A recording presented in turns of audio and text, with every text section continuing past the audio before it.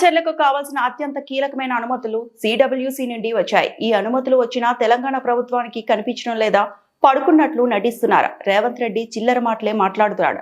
రాజకీయ ప్రయోజనాల గురించి ఆలోచించేదే లేదా? గురువుకు గురుదక్షిణ ఇస్తున్నాడా? ఆంధ్ర అల్లుడు ఉన్నంత మాత్రాన నీళ్లు ఆంధ్ర వాళ్లకు ఇవ్వాలా అని హరీష్ రావు అన్నారు. చాలా ఇంపార్టెంట్ డాక్యుమెంట్. కనీసం మనోళ్ళ దగ్గర ఈ డాక్యుమెంట్ కూడా లేదు. ఇది రాష్ట్ర ప్రభుత్వం నిద్రపోతున్నది. నిద్రపోతున్నట్టు నటిస్తుందా నాకైతే అర్థమైతలేదు.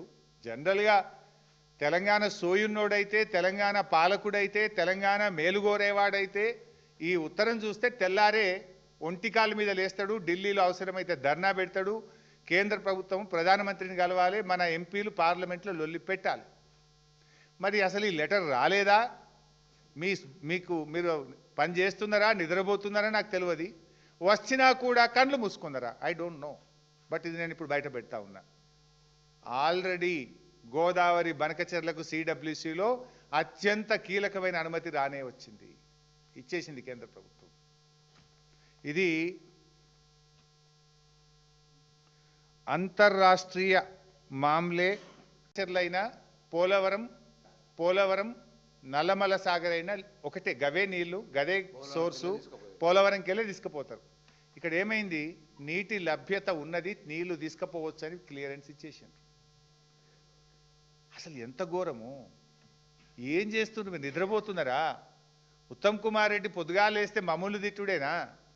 రేవంత్ రెడ్డి ఎప్పుడు లాగుల తొండలు జరుగుతా, లేకపోతే ఏందో అంటాడు కదా, ఇంకా మెడల పేగులు వేసుకుంటా, గోటీలాడితే, ఈ చిల్లర మాటలేనా?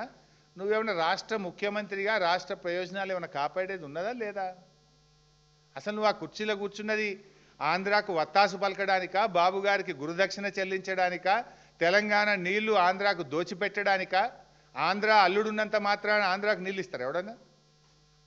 నీకు అల్లుడు ఆంధ్రనేమో కానీ నువ్వు ముఖ్యమంత్రివి రాష్ట్రానికి కదా.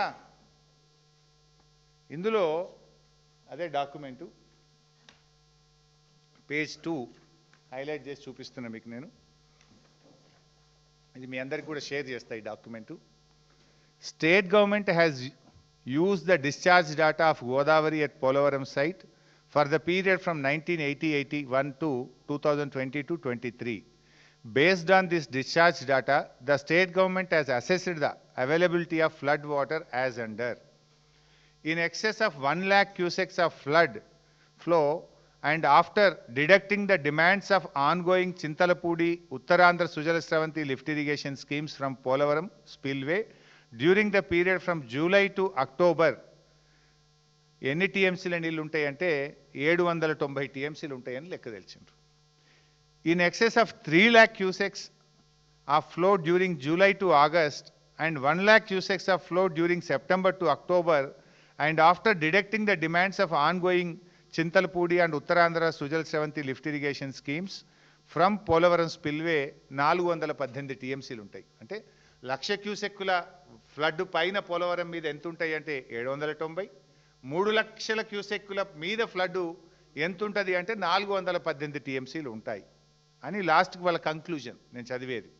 As the proposed diversion of 200 TMC of flood water from Godavari river during the period from July to October, after deducting the demands of aforesaid lift irrigation schemes in both the above mentioned cases is lower than the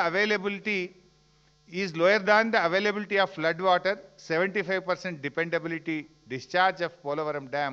Therefore, the proposal appears to complain to Annexure G of the GWTD decision. Signed by Manoj Kumar, date 30 July 2025, సమయం 1:37 మరిన్ని updates కోసం మా ఛానల్ని subscribe చేయండి.